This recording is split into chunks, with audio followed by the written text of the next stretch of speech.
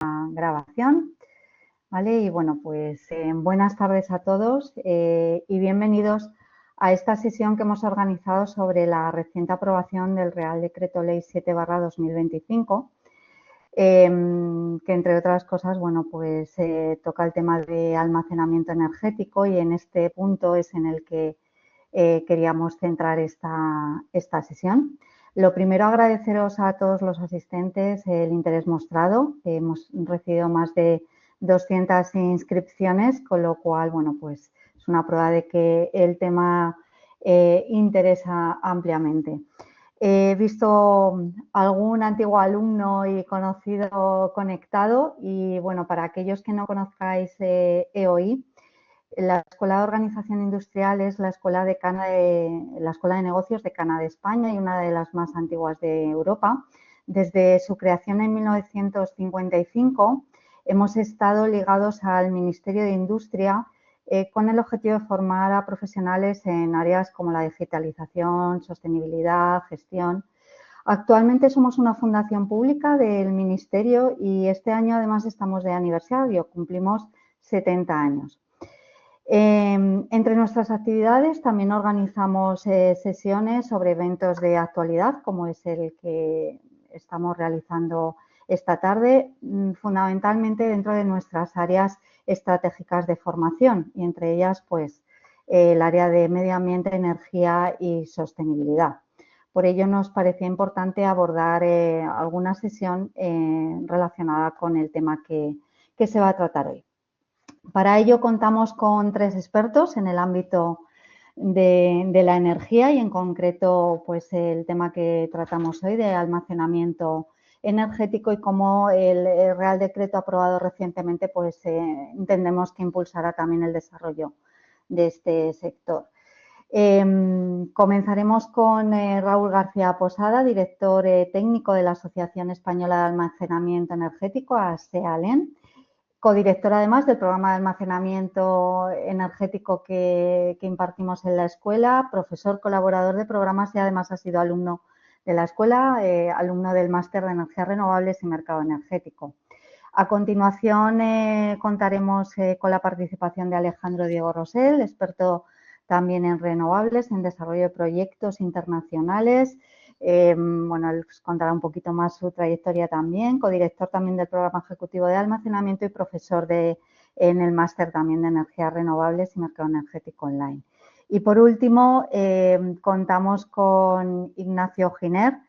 Él es asociado principal en el Departamento de Derecho Público, experto en energía y medio ambiente en Quatre Casas.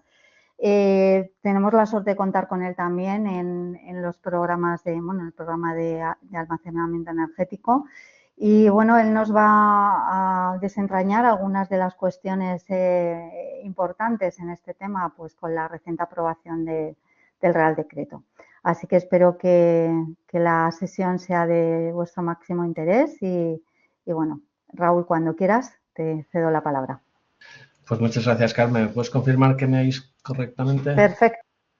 Muy bien, pues nada, oye, pues efectivamente espero que Ignacio sea capaz de desentrañarnos algunos de los misterios y secretos de este Real Decreto Ley, que la verdad es que es un hecho significativo, o sea, no es lo único que ha ocurrido en los últimos meses, ¿no? Porque tenemos también pues distintos avances, ¿no? En especificaciones de detalle, en acceso, en regulaciones autonómicas y no sé si alguien habrá oído hablar de una ayuda de fondos FEDER que hay por ahí, con lo cual el sector pues efectivamente está a tope, pero es cierto que este Real Decreto sí que supone un impulso, ¿no? Como decíamos en el título, un impulso al desarrollo de proyectos. Les traba algunas cuestiones, no voy a hacer spoilers, se las dejo para Ignacio, que para eso se lo sabe bien, pero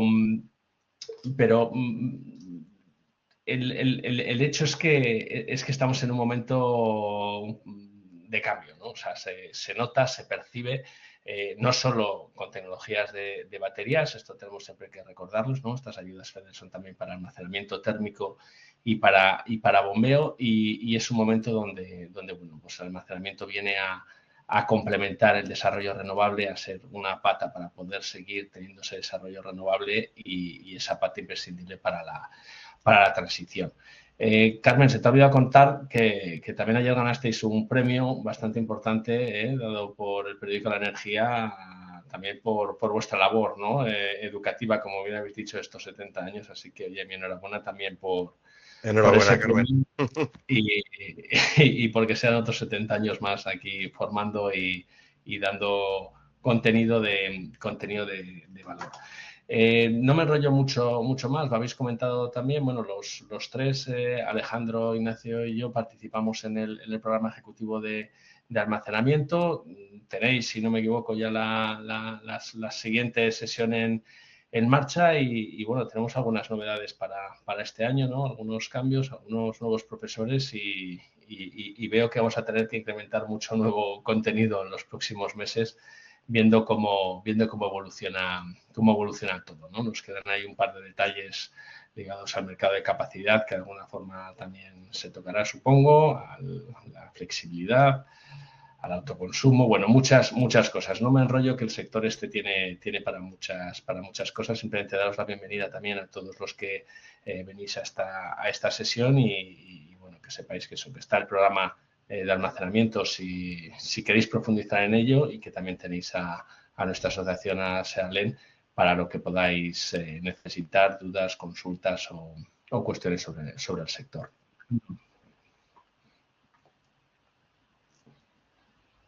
Muchas gracias, Raúl. Y bueno, le pasamos la palabra a Alejandro, que nos va a hacer una introducción, ¿no? Un poco del sector del crecimiento global. Cuando quieras, Raúl, Alejandro. Muchas gracias, Carmen. Me uno a la felicitación que te mandaba Raúl. La verdad es que es un orgullo pertenecer a esta casa después que sigue en pie y fuerte y creciendo después de 70 años. Y bueno, sin más, por mi parte, voy a dar unas breves pinceladas sobre qué es lo que nos espera, digamos, a nivel global del crecimiento del mercado de almacenamiento y por qué creemos que es una de las grandes nuevas cosas que van a venir al sector energético, ¿no? Porque creemos firmemente que esto va a llegar también a España y que van a generar multitud de oportunidades, tanto de negocio como, bueno, digamos, a nivel tecnológico e innovación. Cuando decidimos lanzar, bueno, cuando apostamos por lanzar este curso hace un par de años, al principio lo comentamos Raúl y yo, luego con Carmen, recibimos todo el apoyo por parte de hoy. Veíamos esta tendencia.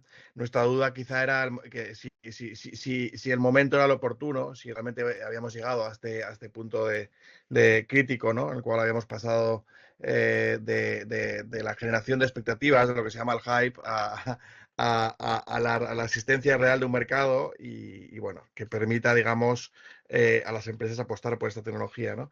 Después de la celebración el año pasado, la primera edición, nos hemos dado cuenta que efectivamente este es el momento, quizá siempre hay momentos, ¿no?, de sub y baja y pequeñas, bueno, pues, digamos, turbulencias que a veces no nos hace saber cuál es el momento oportuno y el momento definitivo.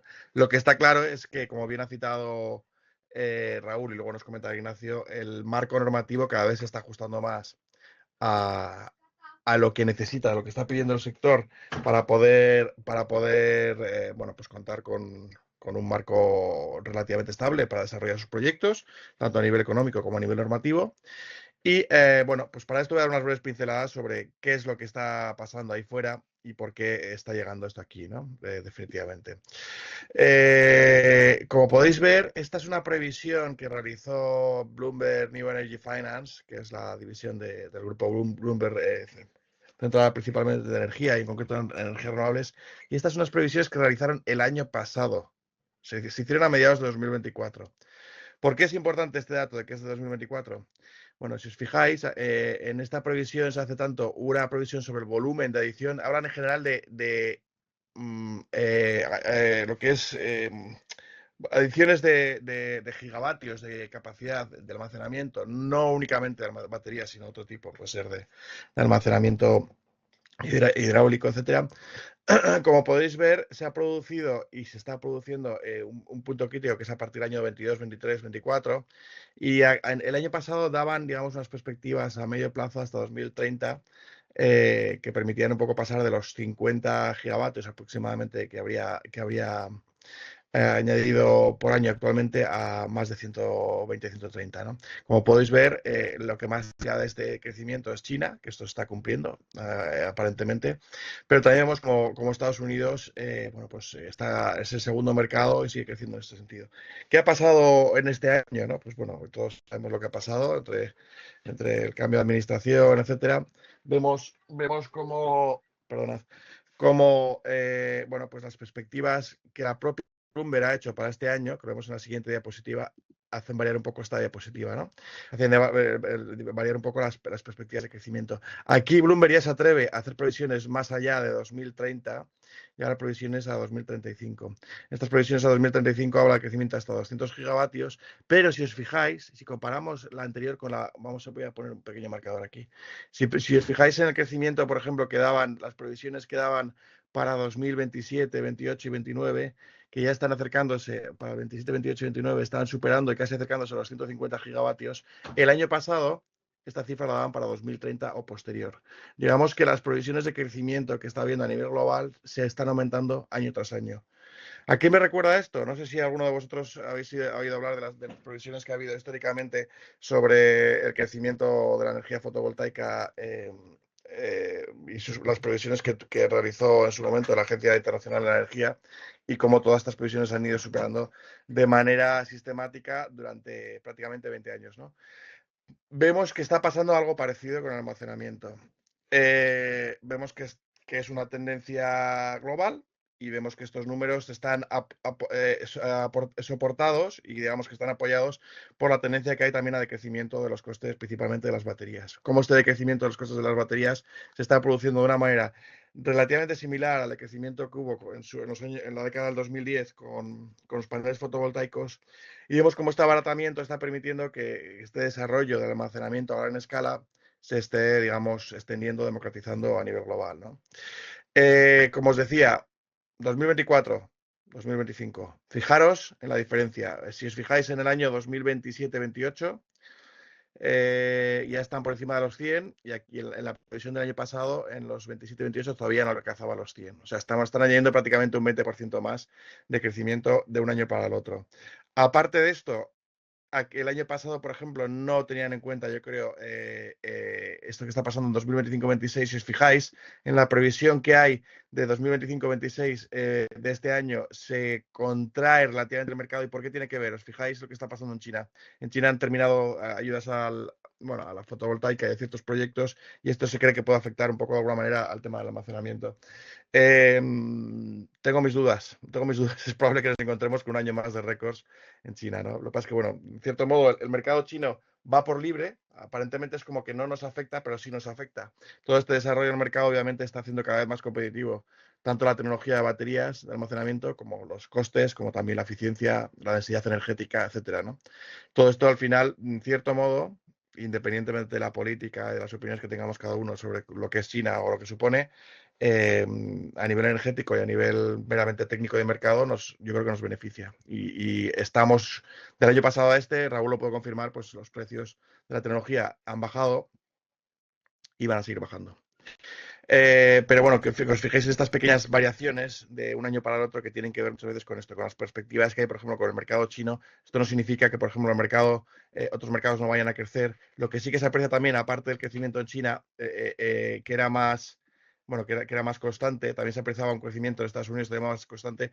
Este año, si os fijáis, las perspectivas de crecimiento, por ejemplo, en Estados Unidos, que es la parte azul, también se han contraído. Obviamente tiene que ver con el entorno en Estados Unidos. No exactamente ni necesariamente con los cambios que ha habido a nivel normativo con la última ley BBB, pero sí que tiene que ver también, yo creo, mucho con el entorno general y como, bueno, buena parte de las decisiones de inversión en esto puede que estén aplazando.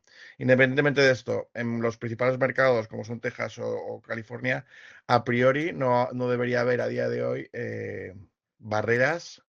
Habrá que ver cómo queda todo el tema de los incentivos fiscales. Se ha aprobado también una especie de periodo de transición para que estos incentivos se reduzcan de aquí al 2028-29. podemos encontrarnos, pese a que aquí se habla en 2026 de una contracción en la instalación y en 2027 de baterías, podemos encontrarnos con que 2026-2027 podrían ser también años de récord. ¿Ok? Algo parecido a lo que también se preveía respecto a China, que podría ser una contracción y aquí en cambio hay un crecimiento. ¿Qué más? Vamos viendo un poco también qué está pasando respecto a tecnologías. Aquí también la propia Bloomberg New Energy Finance nos desglosa cuáles son las tecnologías que cree que van a dominar el mercado en cuanto a baterías. Principalmente aquí nos están hablando como las tecnologías de litio-ion van a seguir siendo las dominantes, obviamente. Pero ya empezamos a ver otras, como pueden ser las de iones de sodio y otras, en las cuales entrará pues, de batería de estado sólido, etcétera. A lo largo a partir del, principalmente el año que viene, empezaremos a tener este crecimiento. Enrique, por adelante, por favor. ¿Querías aportar algo, Enrique, o simplemente lo has levantado sin querer?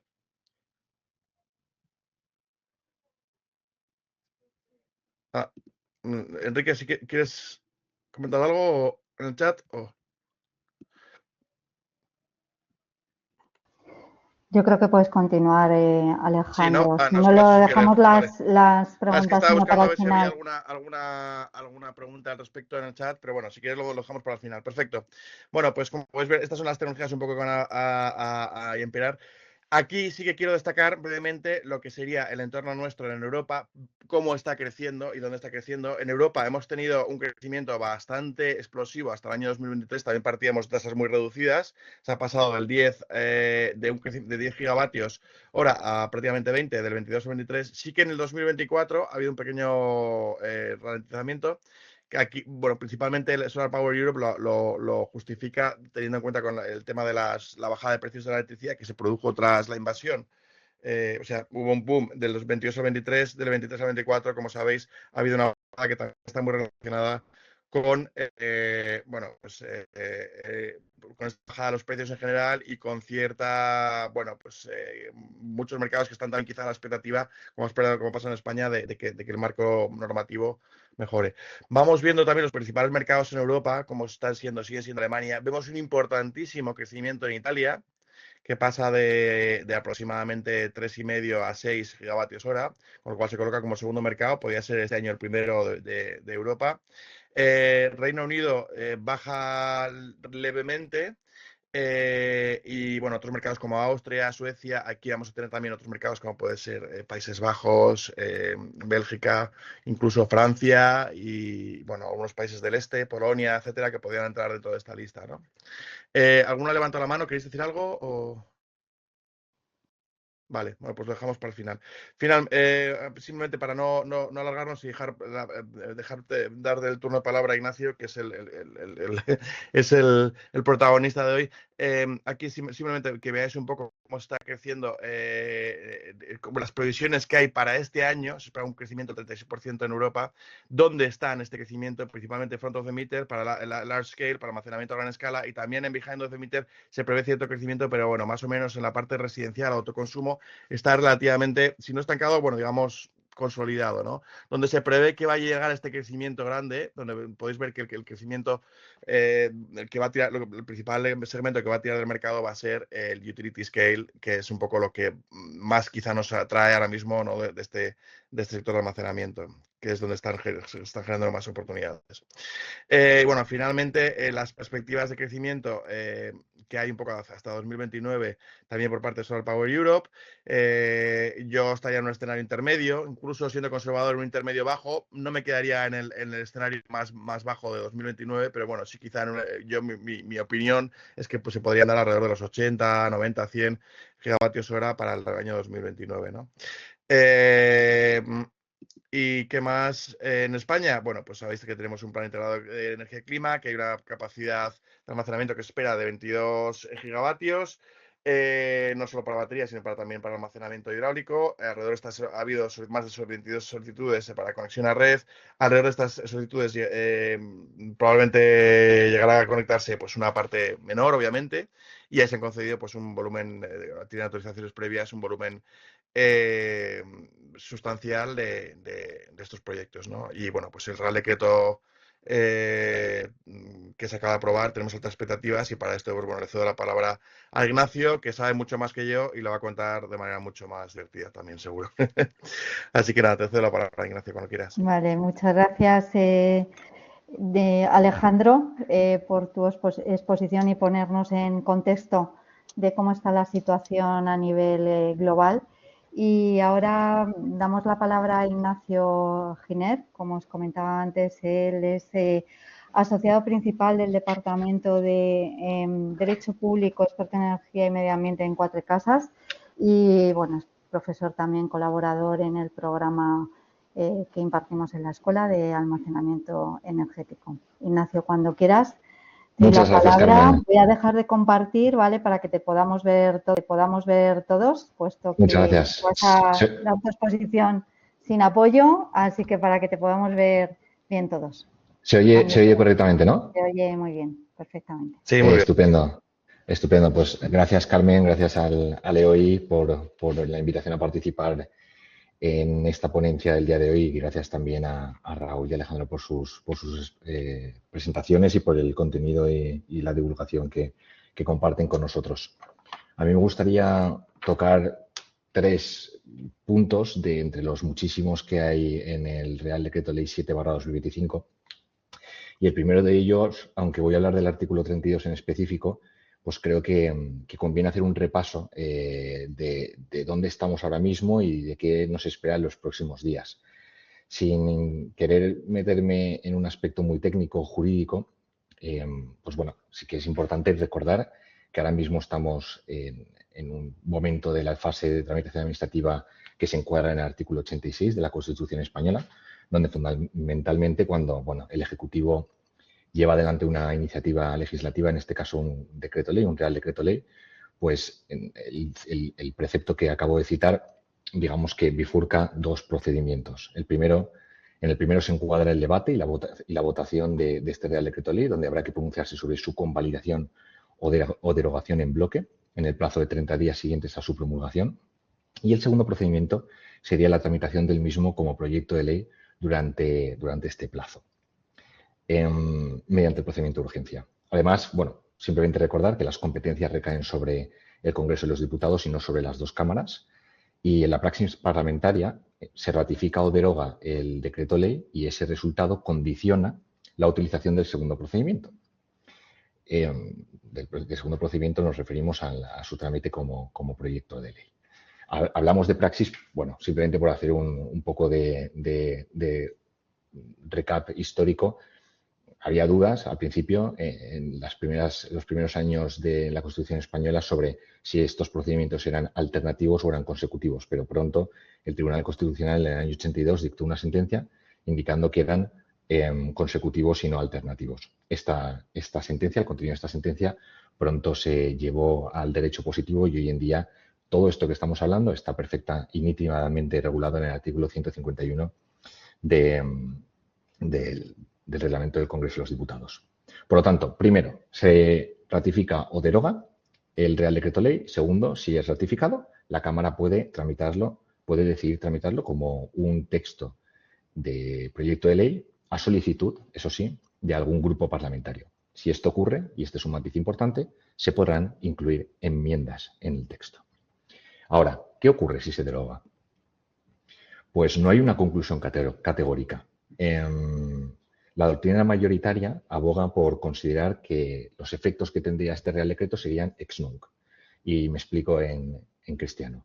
Esto viene a decir que básicamente todas las acciones que hayan tenido lugar durante el plazo en el que el Real Decreto Ley ha estado vigente, hasta su derogación, tienen efectos jurídicos en el tráfico mercantil, digamos, en el tráfico jurídico.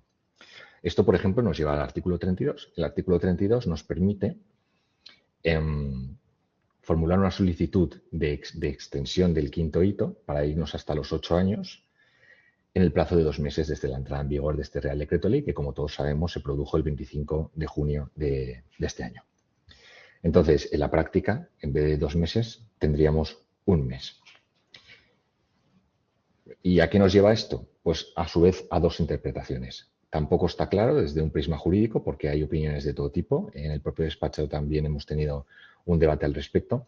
Pero si consideramos que esta regla de extensión del quinto hito es una regla procedimental, lo que ocurriría es que por mucho que se haya derogado posteriormente en el tiempo, la Administración sí que tendría que resolver sobre la extensión del quinto hito, por lo tanto conceder ese derecho al solicitante sobre la base de la disposición transitoria tercera de la Ley de Procedimiento Administrativo Común y sobre la base del principio de unidad de procedimiento. Si consideramos que esta regla no es de procedimiento, sino que es una regla sustantiva, entonces lo que acabamos de exponer no sería de aplicación, la Administración tendría que resolver sobre la norma que esté vigente en ese momento y por lo tanto no tendríamos derecho a acceder a que nos resuelvan la petición en el sentido que hemos propuesto. Long story short, aquí el resumen es que hay que ser conservadores y si alguien tiene en mente solicitar la extensión del quinto hito, pues que lo haga y que lo haga cuanto antes. Ese es el primer resumen que quería traer hoy aquí. El segundo, insisto, de los 1000 matices que tiene este Real Decreto Ley y de las 1000 cuestiones que podríamos comentar, pues ahora me voy al artículo 10. Me parece muy interesante porque creo que es un cambio de paradigma en muchos sentidos. Simplemente por hacer una recapitulación de este artículo, mediante el artículo 10 el legislador lo que viene a hacer es a autoimponer un mandato para en el plazo de 12 meses regular una definición de potencia instalada, distinta a la que actualmente está en vigor.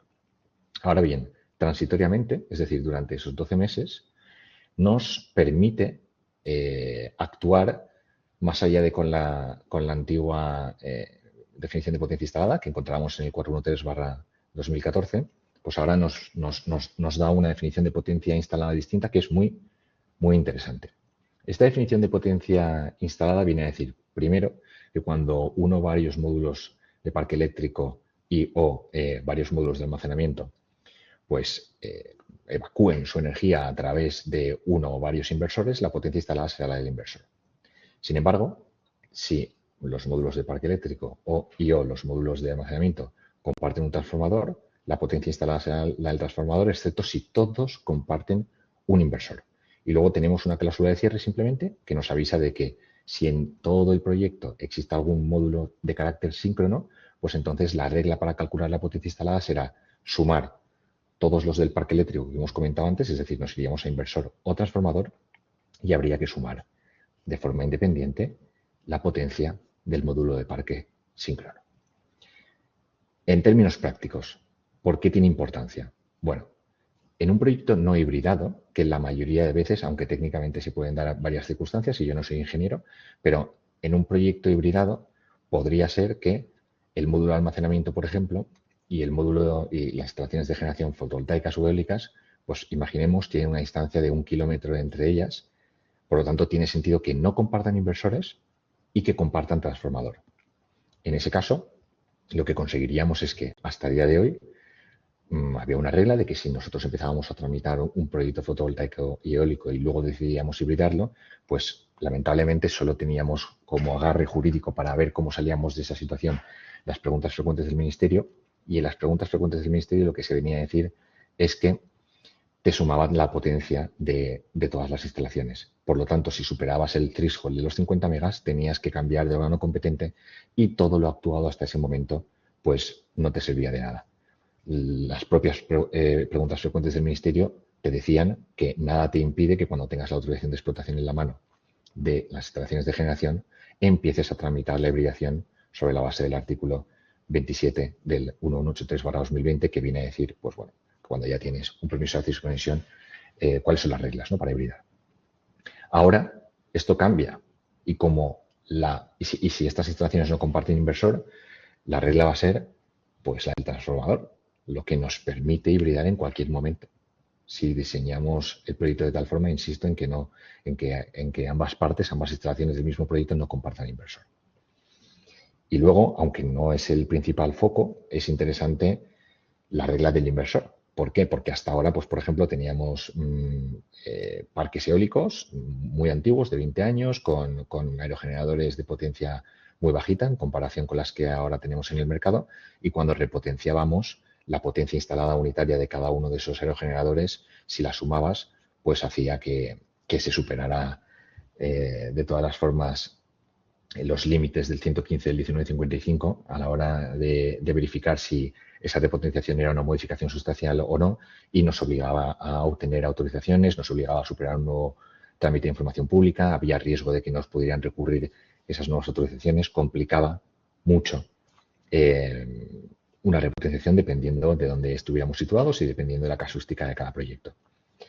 Ahora, pues bueno, da igual la potencia, digamos, de la instalación de generación, porque como nuestra potencia instalada nos la va a marcar el inversor, pues bueno, nos da mucha más agilidad, sin perjuicio de que, bueno, haya otros elementos en el artículo 115 a los que haya que atender y con los que haya que tener cuidado y haya que revisar, pero sí que es verdad que da más agilidad, da más hueco, da más espacio para actuar. La tercera reflexión, ahora me voy al artículo 4. En el artículo 4 se indica dos elementos también, por hacer primero digamos, una explicación más expositiva y luego ya una más analítica. En el artículo 4 se modifica el artículo 21.5 de la Ley del Sector Eléctrico. El artículo 21.5 decía algo que todos conocemos, ¿no? Que es básicamente las instalaciones de conexión de un proyecto forman parte de las instalaciones de generación, es decir, todo pertenece al mismo promotor. Ese es el resumen. Pues la exposición de motivos dice, para que no haya dudas, voy a meter también al almacenamiento en el ámbito objetivo de ese artículo, de tal forma que ahora la línea y las subestaciones que pueda utilizar un sistema de almacenamiento para evacuar, pues se entenderán también que forman parte de las instalaciones de generación y del mismo proyecto. Es decir, que son propiedad del titular de las instalaciones de almacenamiento. A su vez, este cambio hay que ligarlo con la modificación del artículo 39.3 de la Ley del Sector Eléctrico. ¿Y por qué es importante? Porque el artículo 39.3 históricamente siempre ha asentado una regla muy, muy importante.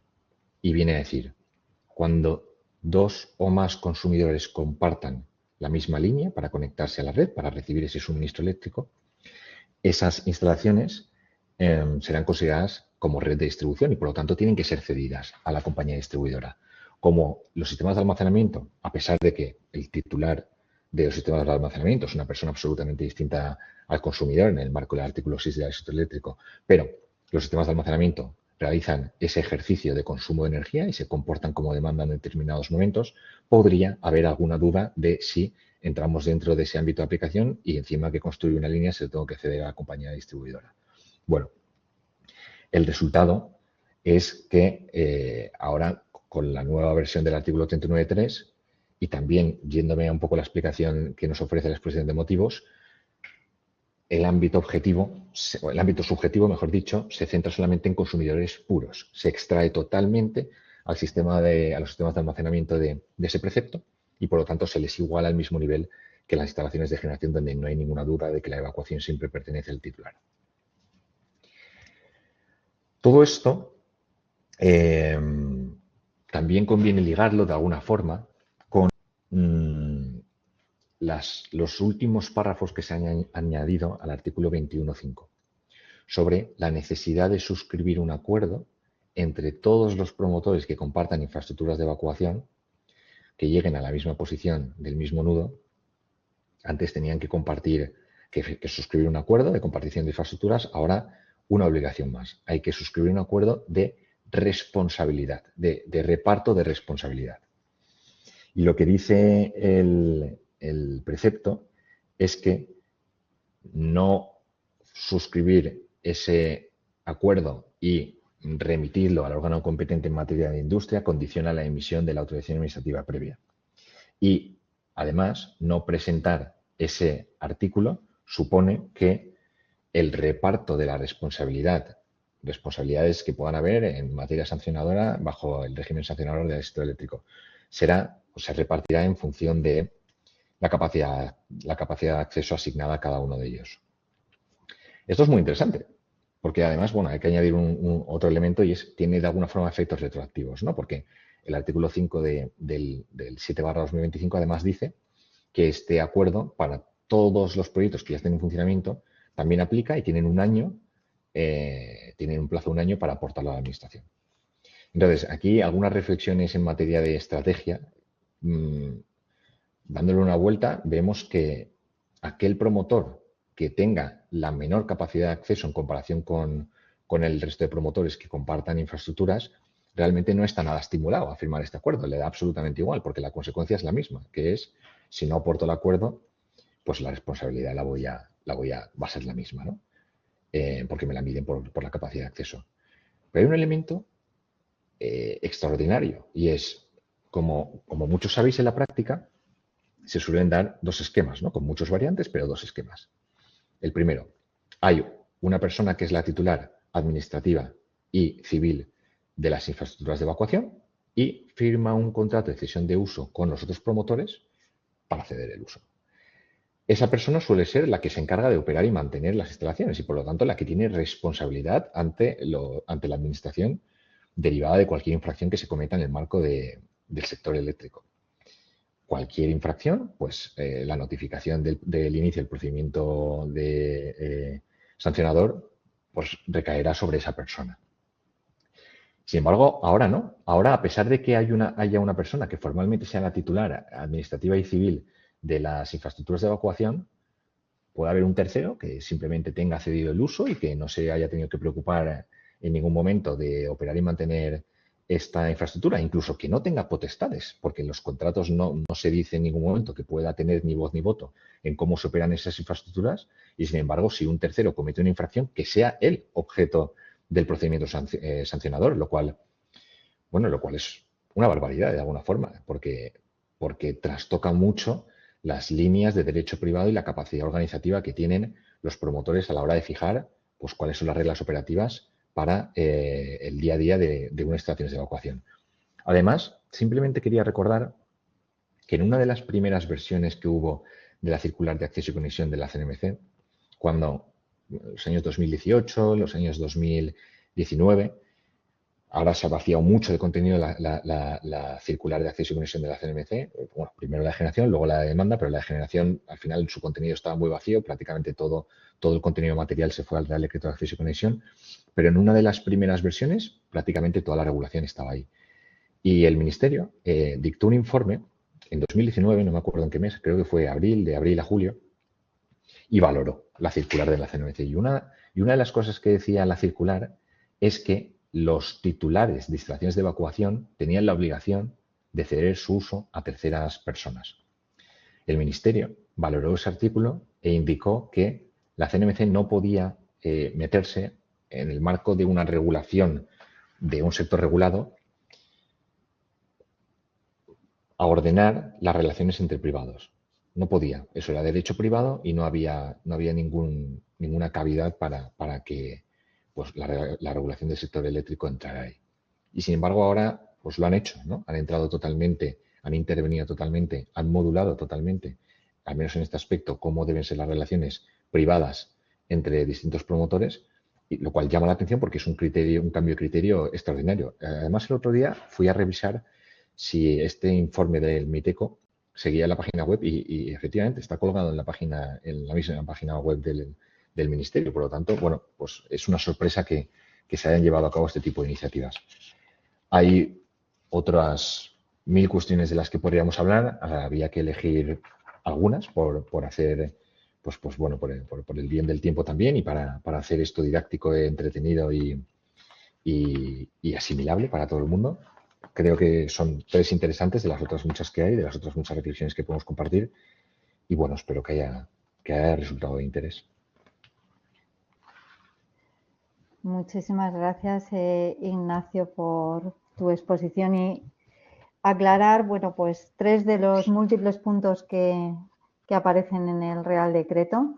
Y bueno, pues abrimos el turno de preguntas, bien por el chat, bien abriendo el micro, que podéis activarlo en la parte central inferior de vuestra pantalla. Si queréis por organizar, si le dais al muñequito con la mano levantada, pues para ver quién se anima a hacer alguna pregunta o a través del chat, como os comentaba. Vale, para romper el hielo, si te parece, Ignacio, empiezo yo. Hablabas un poco sobre la posibilidad o, digamos, bueno, digamos, es el que se abre ahora este marco, digamos, temporal para la posible convalidación del Real Decreto Ley. Me gustaría saber cuál es tu opinión personal, fuera del análisis meramente jurídico. ¿Qué crees que puede pasar con este decreto, teniendo en cuenta el entorno político y, bueno, digamos, la circunstancia y todo lo que es el organigrama parlamentario que tenemos ahora, ¿no? Tan complejo. Entonces, sí. Pues, bueno, yo, de acuerdo, Alejandro. Al final las opiniones subjetivas hay que guardárselas, ¿no? Porque un despacho de abogados tiene que guardar rigor en su independencia, pero bueno, Sí. a ver, no, o sea, lo que puedo decir es lo mismo que conoce el resto de gente y que no se le escapa a nadie, ¿no? Es un contexto político pues muy particular en el que estamos ahora mismo, por un lado. Por otro lado, bueno, en una de las disposiciones finales de este Real Decreto se incluye un paquete de ayudas para la Comunidad Autónoma de Cataluña, lo cual es bueno, llamativo y a lo mejor da alguna pista de la herramienta que puede suponer estas ayudas a esta comunidad autónoma para que determinados grupos parlamentarios puedan ofrecer eventualmente algún voto. Entonces, pues es lo único que nos llamó la atención en este punto. No sé lo que va a ocurrir porque la situación es extrema ahora mismo a nivel político. Entonces, pero bueno, sí, como dato sí que está esa disposición que incluye las ayudas a la Comunidad Autónoma de Cataluña, que insisto, puede ser una pista de por dónde vayan los tiros o de dónde puedan ir los apoyos. Vale, o sea, que crees que puede haber ahí un pequeño guiño, ¿no? A nivel político también que puede influir en la aprobación, no sé. Bueno, estamos hablando de que efectivamente son opiniones un poco subjetivas, pero que tienen su impacto también normativo, obviamente, que nos afectan a todos. Pero bueno, veremos qué pasa. O sea, bueno, a ver, yo lo que también puedo decir, y esto lo puede decir Raúl mejor que nadie, que creo que sí que hay pues sí que se ha trasladado un mensaje importante, ¿no? Por parte de las asociaciones más representativas de las compañías del sector sobre la importancia de que este Real Decreto Ley salga adelante. Eso es indudable. Así es, o sea, en eso no hay ninguna duda y se ve también en que se ha tratado de crear un Real Decreto lo más técnico posible. Ahora, a partir de ahí, Alejandro, pues entramos en otros campos, en otros ámbitos que exceden nuestras habilidades, ¿no? La bola de cristal, está claro. Pero bueno, está claro que al final es cierto que estamos todos aquí, yo creo que estamos deseando que salga una norma como esta parecida, pero bueno, que al final va a estar sujeto a cosas en las que no tenemos ni voz de voto, ¿no? Supongo. Muy bien.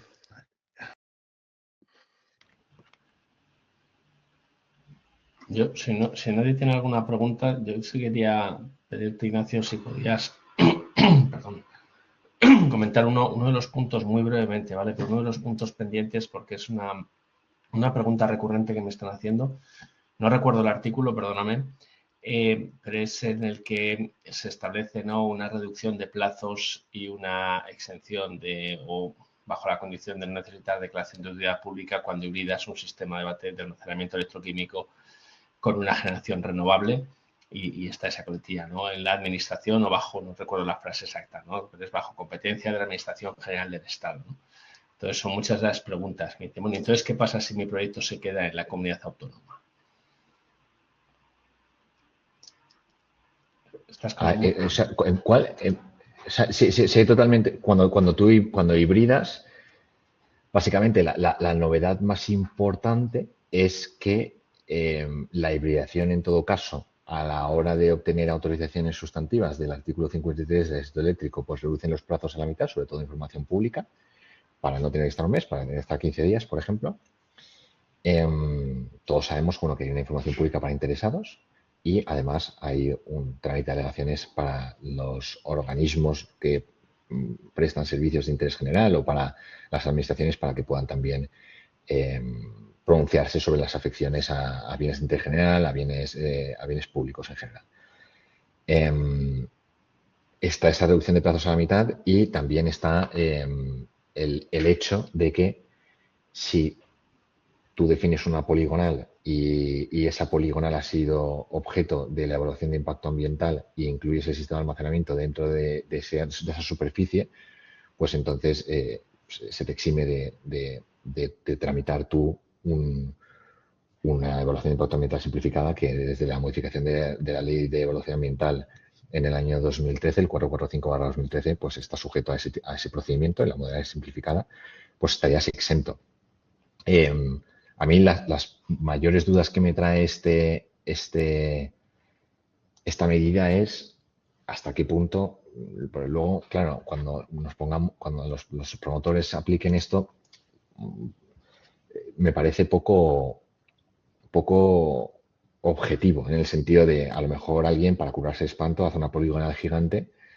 En una fotovoltaica lo puedes ver más claro, pero es que un eólico, ¿qué es la poligonal? ¿No? O sea, Galicia lo tiene definido, Aragón lo tiene definido, pero bueno, lo tiene definido, son definiciones al final un poco vagas, ¿no? Donde cabe bastante interpretación, donde hay cierta discrecionalidad. Entonces, claro, meter un sistema de almacenamiento por ahí y hacer una poligonal gigante, pues puede traer a que acabe considerándose esa acción como un fraude de ley, ¿no? Otra cosa distinta es que tú ya preveas que vas a hibridar y dejes exactamente el hueco, lo vayas avisando, ahí yo creo que no tendrías ningún problema. Pero tratar esta norma de otras formas puede en la práctica, no lo sé, al final habrá que ver cómo van reaccionando los técnicos de la administración, pero sí que puede traer en algún momento a que alguien diga, mira, me lo estás poniendo a 700 metros de estaciones de generación, esto no es poligonal, fuera de aquí. Y luego, insisto, en Aragón y en Galicia sí que está definido poligonal. Creo además que en alguna norma autonómica solamente para esa tecnología, para eólica, pero en las otras no. Entonces, cuando haya competencia autonómica y cuando la norma a utilizar sea la de la comunidad autónoma y esto no esté regulado, pues no lo sé, en Murcia, por ejemplo, bueno, va a haber una discrecionalidad muy alta. Entonces, es un avance, pero hay que ver cómo se implementa. No sé si respondo, Raúl. Sí, o sea, has abierto incluso cosas nuevas, como suele ocurrir cuando entramos en materia.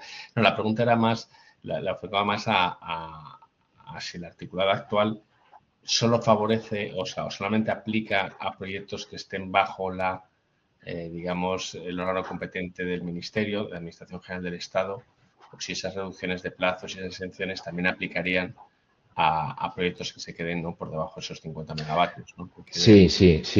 No, la pregunta es muy pertinente. Las autorizaciones del sector eléctrico, de forma matriz, se regulan en el artículo 53 del sector eléctrico. Y luego el desarrollo reglamentario se canaliza a través del Real Decreto 1955/2000. Toda la regulación de las autorizaciones empieza en el título séptimo, no sé si es el artículo 110 y siguientes. Y la disposición final de esa norma nos dice que todas las reglas de procedimiento no tienen carácter básico. Lo que quiere decir que a nivel de procedimiento, de plazos, etcétera, aplica la normativa autonómica si es que está aprobada. Entonces, si hay alguna normativa autonómica que regule algún supuesto de hecho parecido, en principio se debería aplicar la normativa autonómica y efectivamente el impacto de esta medida podría ser inocuo. Habría que verlo caso por caso. Pero es verdad que hay que tener el ojo puesto si la tramitación es autonómica y tiene reglas, pues no sé, por ejemplo, como el decreto catalán 16/2019. Pues habría que dar un doble check, o la normativa de Castilla y León de 2022. Efectivamente habría que revisar cómo casan ambas disposiciones normativas en el marco del procedimiento correcto. Sí. Perfecto. Entonces seguiré recomendando que os llamen y os escriban para aclarar este tipo de... Bueno, a nosotros o a otros, que hay despachos de abogados buenísimos, pero bueno, sí, a lo mejor dar un doble check sería bueno. Fantástico. Pues por mi parte yo no tengo más preguntas. Muchas gracias. Antes, hace un ratito, Ana Aurea había levantado la mano. Ana, si quieres activar el micrófono o a través del chat, ¿nos escuchas?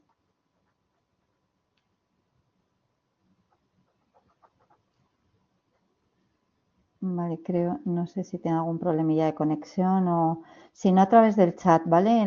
Podéis dejar la pregunta. Gabriel, mientras Ana...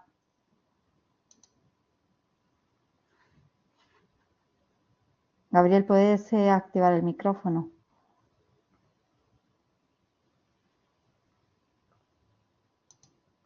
O a través del chat, si tenéis algún problema.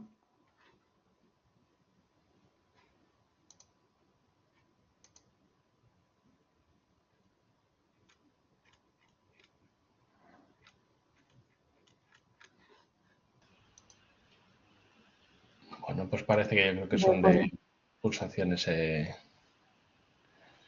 No lo sé. Si no, bueno, a través del chat, que os recuerdo que lo tenéis disponible en la parte inferior derecha, una doble flechita blanca sobre una pestañita morada. Ahí desplegáis y podéis escribir a través del chat.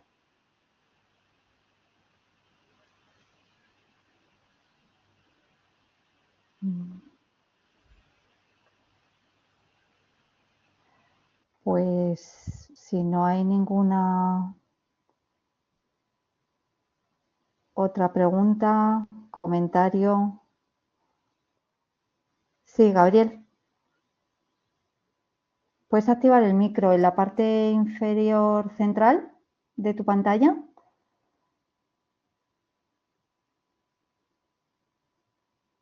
No sé si tendrás algún problema con el micro, si no, como te decía, a través del chat.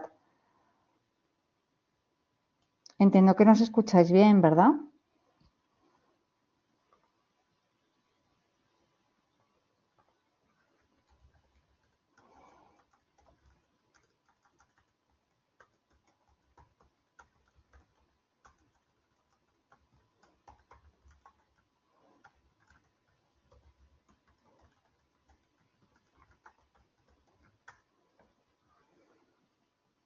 Bueno, y si alguien más tiene alguna pregunta, si lo quiere ir poniendo por el chat, o si tenéis algún problema con el micro.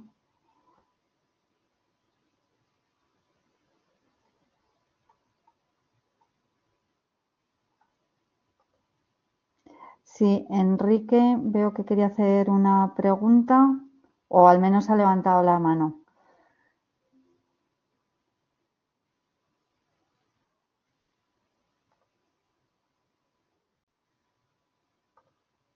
A ver.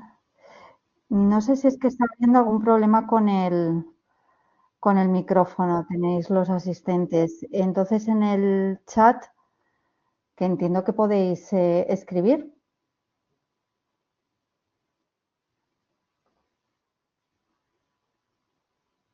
Sí, no se parece que sí que está haciendo alguna cosa. No, pues me extraña que no tengáis. Me ha llegado un mensaje, ¿vale? De uno de vosotros. Me extraña que, pues la verdad es que disculpase si está habiendo algún problema técnico, pero debería de dejaros al menos escribir en el chat si tenéis algún problema con el micro. A ver, os recuerdo cómo podéis acceder al chat, que eso deberíais de tener acceso todos. La pantalla, la parte inferior derecha, hay una pestañita morada con una doble flecha blanca indicando hacia la izquierda. Ahí desplegáis, hay un globito, que es el chat.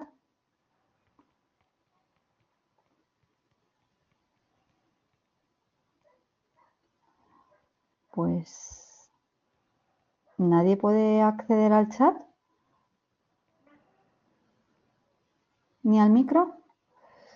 Bueno, pues me temo que tenemos algún problema técnico, que pido disculpas de antemano porque no nos había pasado esto en ninguna otra ocasión.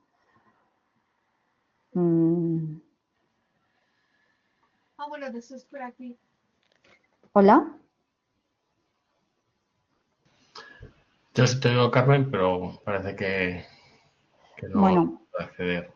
pues lamento que estéis teniendo problemas. Me había parecido escuchar a alguien con el No, creo que era mi dándolo. micrófono, Carmen, que lo tenía abierto. Ah, Estaba mi hija por aquí. vale. Bueno, lo único, no sé qué deciros porque no se me ocurre cómo solucionar este tema técnico, lo lamento de verdad. No sé Carmen, no sé qué habrá pasado. si quieres que intentemos, si parece que Gabriel, podemos intentar convertirle panelista, moderador, no, en presentador. Bueno, Sí. sí, vamos a ver. Si vais levantando la mano, os convierto en presentador. Venga, Gabriel, te voy a presentar. A ver. Vale, me están llegando correos. Venga. Parece que el chat Gabriel, como te he convertido en presentador, a ver si de esta manera puedes Ahora sí. activar. ¿Hola? Ahora, sí, Claro, sí, es te que ahora me escuchamos. apareció un micrófono abajo y todo, y entonces ahora Vale, ya... ¿y la Hola. pestaña para el chat no? Vale, Nada, el chat bueno, tampoco funciona. El chat tampoco pues qué funciona. raro. Pues perdonad, disculpad, mira, os voy a poner Nunca como había pasado esto. presentadores, ¿vale? Bueno, Nunca nos había pasado, lo lamento. Gabriel, ve sí. preguntando y voy pasando. Aquellos que estéis interesados en hacer una pregunta, os paso a presentador para que podáis por turno, por orden, ir preguntando. Manuel, te paso a continuación. Vale, pues lanzo la pregunta entonces, Carmen. ¿Se me oye? Sí, se te oye. Vale. Que había... Dicen que ahora se acaba de Sí. activar el chat de todas formas, ¿sí? Sí. Vale. Te he toquetado yo por ahí alguna cosa. Vale. Venga, pues le damos la palabra primero a Gabriel y luego a Manuel. De acuerdo. Ahora funciona todo. Vale, Manuel y Gabriel sí que os he pasado a moderadores. Claro. Vale, Sí, Gabriel, tú primero y Sí. luego Manuel, venga. Venga, por orden alfabético. Yo estoy muy interesado en todo lo que tiene que ver con el vehículo eléctrico y es una capacidad instalada y cada vez más instalada que los usuarios toman esa decisión de compra de esa batería sobre ruedas por otros motivos, pero que la posibilitación de utilizar esa capacidad ociosa para almacenamiento creo que resulta obvio para todos y creo que los dos grandes hándicaps son la estandarización, lo que es el V2G, el Vehicle to Grid, a nivel técnico, la estandarización de la parte de comunicación entre el vehículo y la red eléctrica y también el tema de la reglamentación. Entonces, en ese sentido, los expertos que hay en el panel me gustaría que me aportaran un poquito de luz porque lo veo una grandísima oportunidad. Yo lo he vivido un poquito en Inglaterra, estuve viviendo allí y es algo de lo que se venía hablando desde hace muchísimo tiempo y en España no sé cómo está el tema, pero creo que es una oportunidad que sería una pena que a nivel de reglamentación y a nivel de estandarización de protocolos de comunicación no se pudiera implementar o sacar el máximo partido. ¿Cuál es la situación actual? Muy bien. Raúl, ¿te animas? Esta no me la sé. Esta no me la sé porque la parte de vehículo eléctrico la llevo todavía, la tengo como la de la IA pendientes.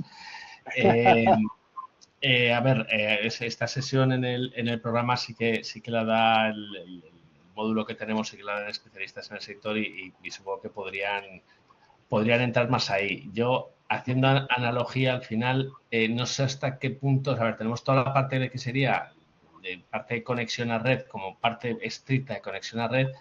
Al final tenemos la propia regulación del sector, los procedimientos de operación que regulen la comunicación de infraestructuras, el PO9 de información que tengas que intercambiar.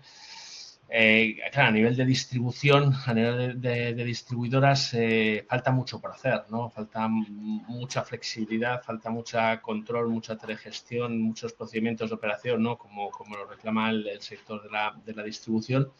Y luego, a nivel, como dices, la propia infraestructura, pues ahí, sinceramente, yo no te puedo ayudar, ¿vale? O sea, los distintos protocolos de carga, los distintos protocolos, yo es algo que no te puedo ayudar. Pero espero que efectivamente esto se habilite pero no solamente por los propios vehículos, sino porque nosotros creemos que hay toda una parte, por la geografía que tiene España, con esas, digamos, bajas densidades de población y largas distancias, donde cuando quieras hacer auténticos hubs de alta potencia, hacer desarrollos de red para esos hubs creo que va a salir bastante más caro que combinar con infraestructuras o sea, con baterías, ¿no? Entonces, si tú al final tienes una red, una conexión, aunque sea débil, de 200, 300, 500 kilovatios, 1 megavatio, puedas combinarlo con un sistema de baterías de 10 megavatios, esas baterías luego las puedes utilizar por la parte de la gestión de la demanda para hacer servicios de red, ¿no? Pero a nivel de usuario, cada usuario en cada casa, ahí yo no puedo ayudarte hoy por hoy. O sea, Bueno, no me refiero tanto, perdonad, no me refiero tanto a cada usuario, sino a una empresa agregadora de usuarios.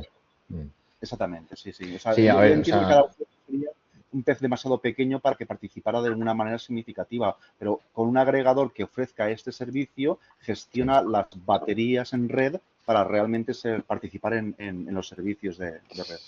Sí, ahí, o sea, por no confundir, porque naturalmente creo que todos tenemos claro que hay una normativa en España, que es el Real Decreto 184/2022, que regula la actividad de prestación de servicios de recarga de vehículo eléctrico. Obviamente estamos fuera de ahí porque es otra cosa absolutamente distinta. Eso se centra en la recarga y tu pregunta va enfocada a demanda, ¿no? Respuesta a demanda ante el sistema. Entonces, el Real Decreto Ley 7/2025, bueno, pues regula de alguna forma el agregador independiente, pero de una forma muy básica. O sea, simplemente incluye el artículo 49 bis de la ley de sector eléctrico y lo que viene a decir básicamente es que cómo participa esta figura de forma efectiva en el mercado eléctrico, pues es algo a determinar mediante un desarrollo reglamentario que se realizará en el futuro.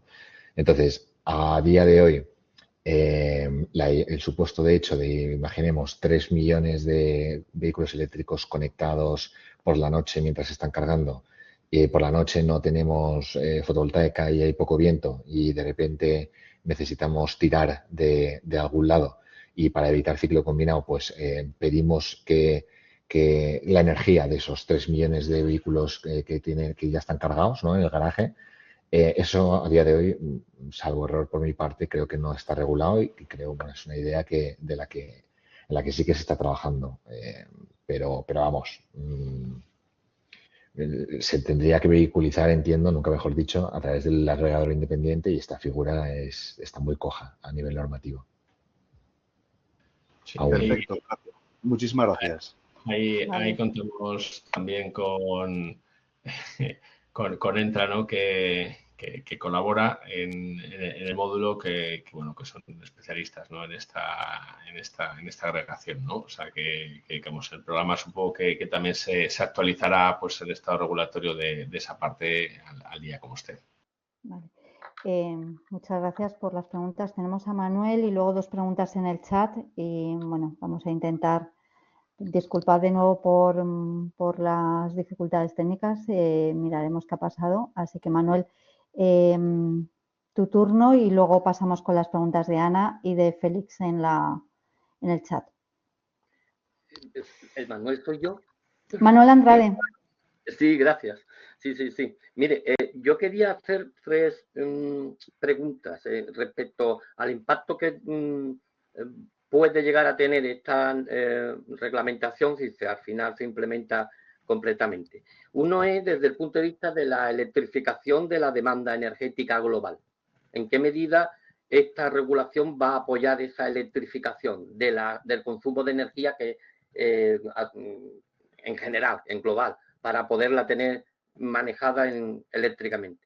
2, sería desde un punto de vista económico de la cadena de valor del activo energía, la aparición masiva de la posibilidad de almacenamiento. ¿Cómo podría impactar esta regulación en esa capacidad de regulación de la energía como activo económico y, por tanto, permitir, entre comillas, una especulación de la misma? Y, en tercer lugar, desde el punto de vista ya más de tecnología alternativa, ¿en qué medida pueda apoyar tecnologías que, aunque sean más simples, puedan tener una aplicabilidad más inmediata, como es la gravitacional y la inercial? No sé si me he extendido mucho. Bueno, vamos a intentar que sean rápidos en las respuestas. No son jurídicas, o sea que yo hago un pasadito si nos importa. O sea que...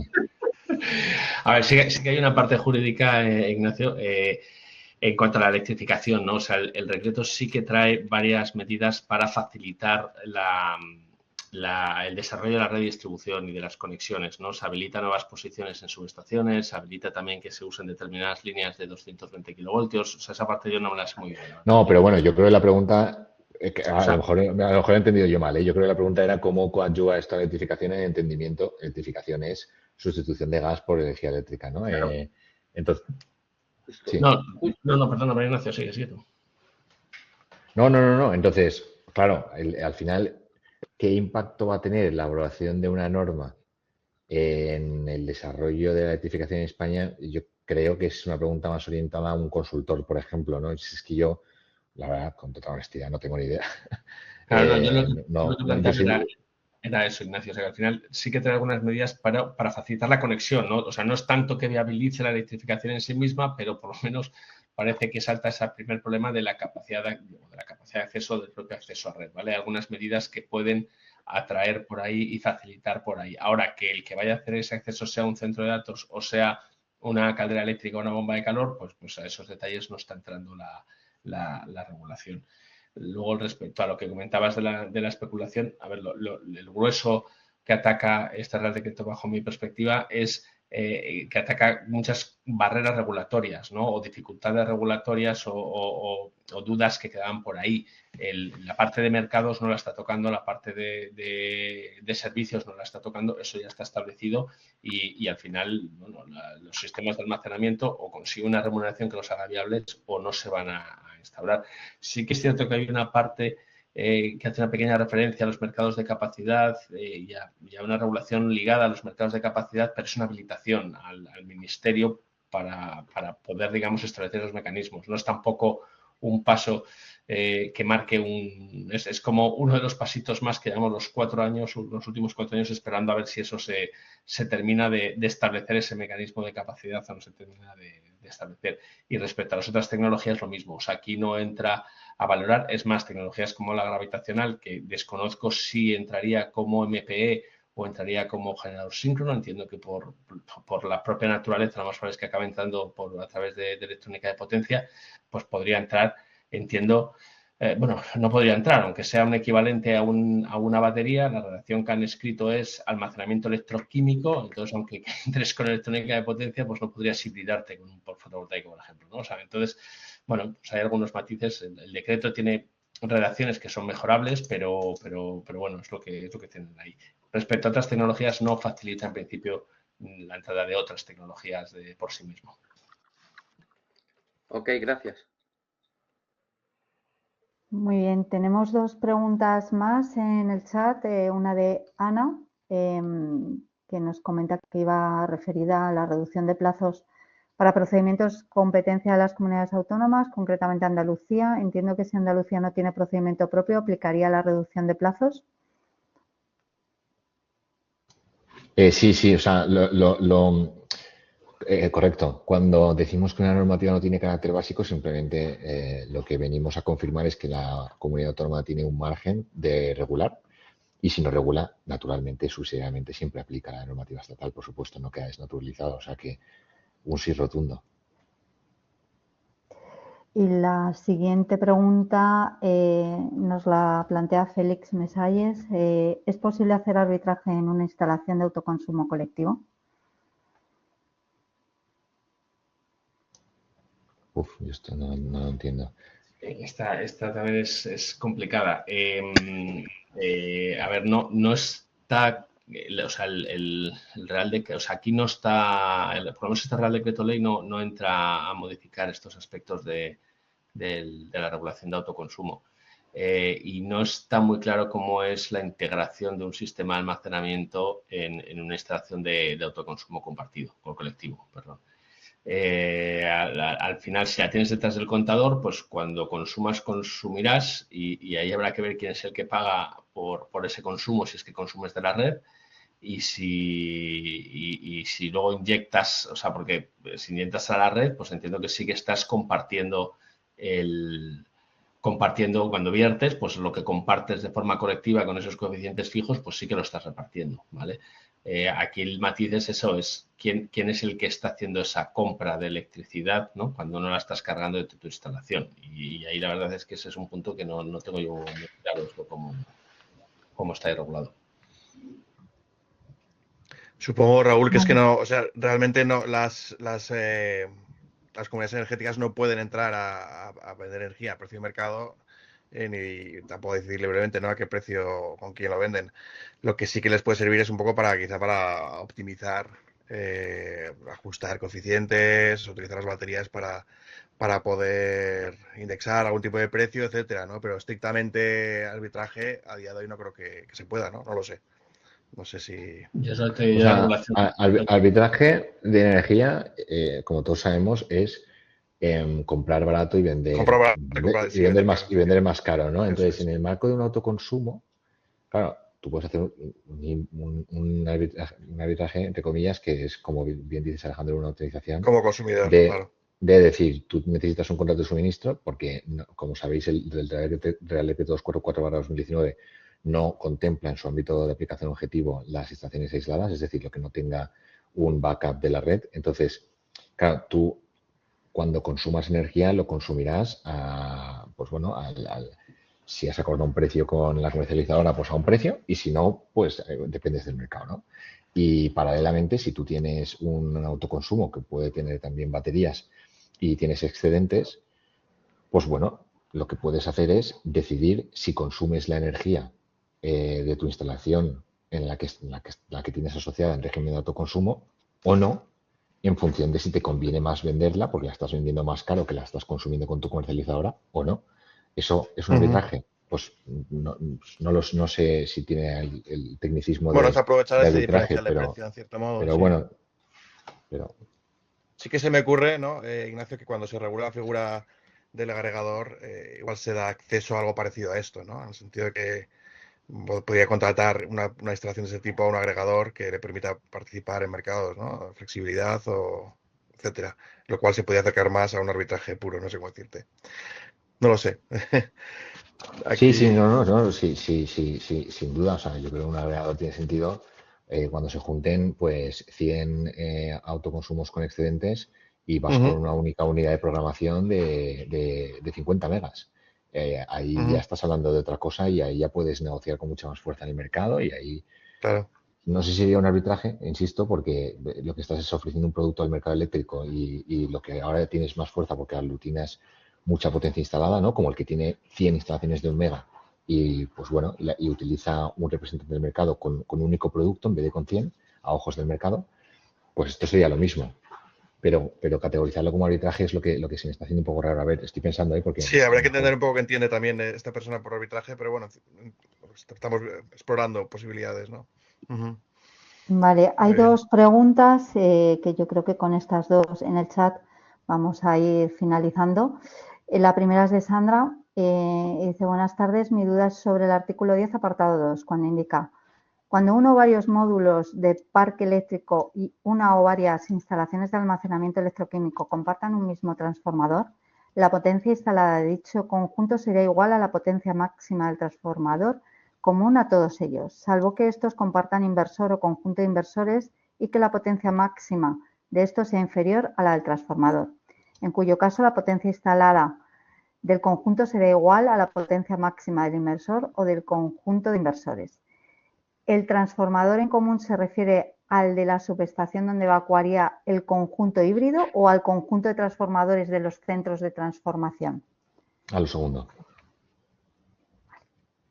La subestación en la que evacúa no es, o sea, bueno, no es privado, ¿no? Es de la red de transporte y distribución. Entonces, siempre es a los centros de transformación que normalmente, por ejemplo, suelen elevar de 0,8 a 30, ¿vale? A esos se están refiriendo a la norma.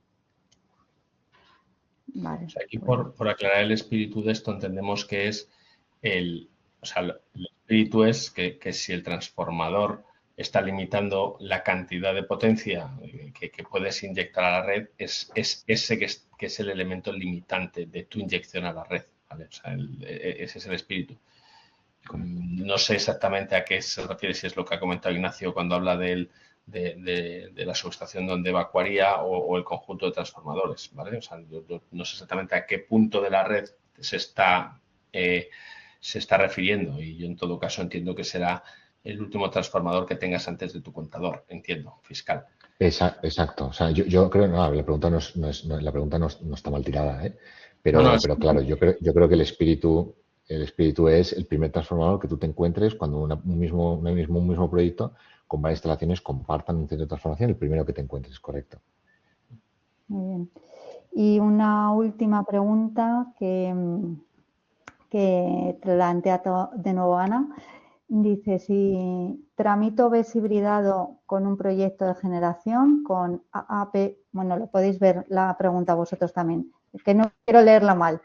AAP y AAC, la Junta de Andalucía establece que se tramitaría ambos expedientes en paralelo. Finalmente tendríamos 2 autorizaciones. Sobre todo esto, enfocado a la AAE, se obtendría primero la de generación y después se actualizaría con la de almacenamiento. Me refiero a la hora de casar ambos expedientes.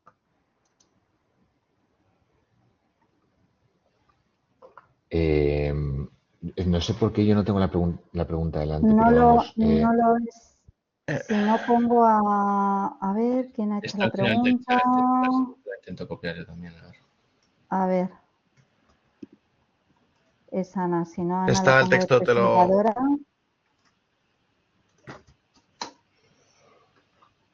Vale.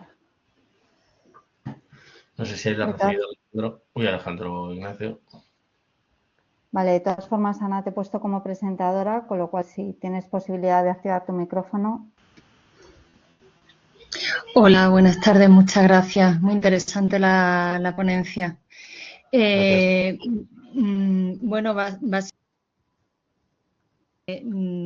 Bueno, tenemos supuestos en los que para generación. Perdona, Ana, pero yo te estoy perdiendo. No sé si Sí, yo tampoco lo oigo bien. Parece que se te está activando el mute. Ana, ahora estás con... Ahí. ¿Ahora? Ahora. Termino rápido. Muchas gracias. Bueno, básicamente es a la hora de casar ambos expedientes. Cuando estoy tramitando un parque de generación en el que ya he avanzado con las autorizaciones administrativas y decido en el trámite hibridar un parque. Entonces, en la Junta de aquí de Andalucía hace poco salió una nota informativa diciendo que ambos expedientes se tramitan en paralelo, pero a la hora de casar posibles modificaciones sustanciales o incluso la autorización administrativa de explotación, ¿qué filosofía se desprende de este Real Decreto o qué pudiera aplicarse a la comunidad autónoma? No sé si me explico. Sí, completamente. Esto no está regulado, ¿eh? Y siempre nos había generado alguna duda, pero bueno, en la práctica yo creo que a día de hoy hay pocas dudas de que si tú hibridas por el artículo 28 del 1183/2020, es decir, que la solicitud de acceso y conexión y el inicio del expediente incluye ambas instalaciones en un proyecto hibridado, yo, en mi experiencia, creo que no hay dudas de que te lo van a tramitar en un único expediente, vas a recibir una única autorización que incluya todas las instalaciones. Pero correcto, si tú ya has iniciado un expediente y has cogido un avance sustantivo y luego decides hibridar, lo correcto es que reciban tramitaciones paralelas. El primero reciba una autorización administrativa previa y luego, según qué comunidad autónoma, pues lo que puede ocurrir es que te complementen con una misma autorización administrativa previa que sea el mismo expediente o incluso que tengas 2 expedientes distintos. Pero bueno, a la hora de verificar si es una modificación sustancial o no, realmente aplica lo mismo. O sea, nos vamos al artículo 115 del 1955 y por eso decíamos que, por ejemplo, en la definición de potencia instalada ofrece ahora un campo muy interesante, porque donde antes el artículo 115 te decía que si tú aumentabas la potencia instalada en un 10%, por ejemplo, antes sumabas potencias y si tocabas cualquiera de las 2 instalaciones y metías más potencia, pues enseguida pasabas ese 10%. Ahora, como la definición de potencia instalada está en el transformador, si esas dos instalaciones no comparten inversores, que creo no soy ingeniero, pero creo que va a ser lo suyo, pues bueno, puedes hacer lo que puedes tocarlas más, ¿no? Insisto, hay otros elementos en el 115, no solo el de potencia, pero te da mucho más juego.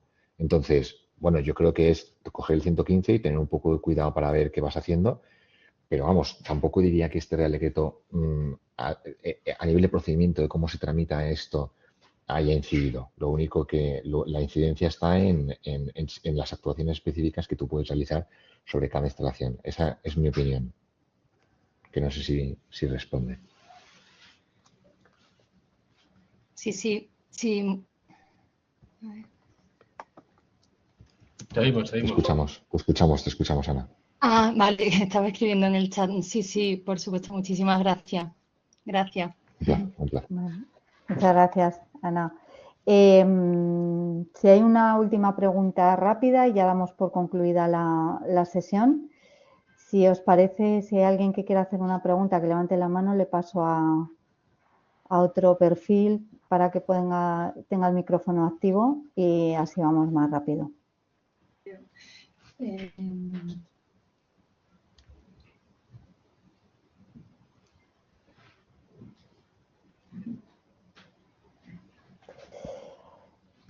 Bueno, pues creo que no hay más preguntas. Alguien había preguntado si iba a compartir la grabación. Sí, compartiremos la grabación con las personas que os habéis inscrito y que habéis estado presentes también en la sesión. Y bueno, pues muchas gracias a todos. Disculpad de nuevo por los problemas técnicos que han ocurrido, pero bueno, hemos solventado finalmente a través del chat y cambio de perfiles. Agradecer mucho a Ignacio, Raúl y Alejandro su participación en esta sesión, que espero que haya sido del máximo interés y bueno, iremos viendo cómo evoluciona pues el tema de la tramitación y esperemos que siga adelante y que esto ayude dé un impulso a los proyectos y al mercado de almacenamiento.